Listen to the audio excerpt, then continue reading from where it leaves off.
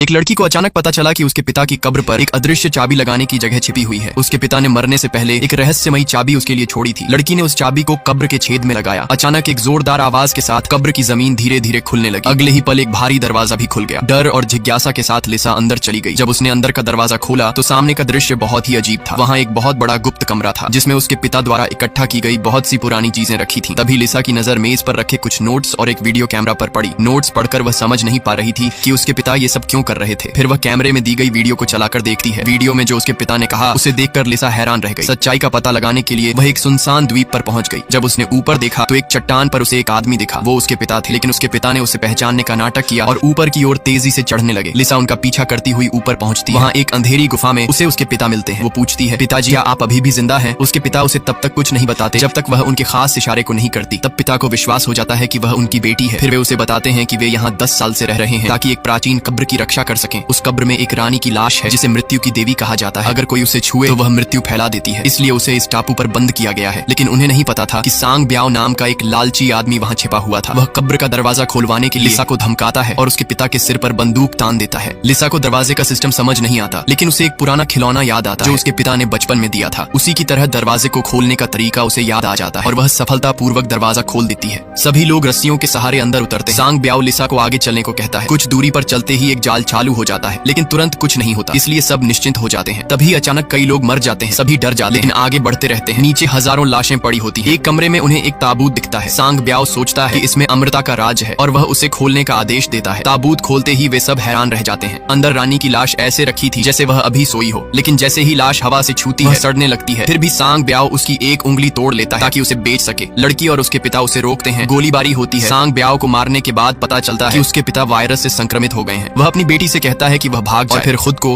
और जगह को बम से उड़ाकर सबको बचा लेता है। बाहर निकलते समय लड़की की फिर से सांग ब्याओ से टक्कर होती है। दोनों के बीच लड़ाई होती है। आखिर में लड़की उससे रानी की उंगली छीन कर खुद खा लेती है ताकि कोई और उसे इस्तेमाल न कर सके। तभी टॉवर गिरने लगता है और मकबरा ढहने लगता है। आखिरी पल में लड़की किसी तरह बाहर निकल जाती है। वायरस हमेशा के लिए वहीं दफन हो जाता है।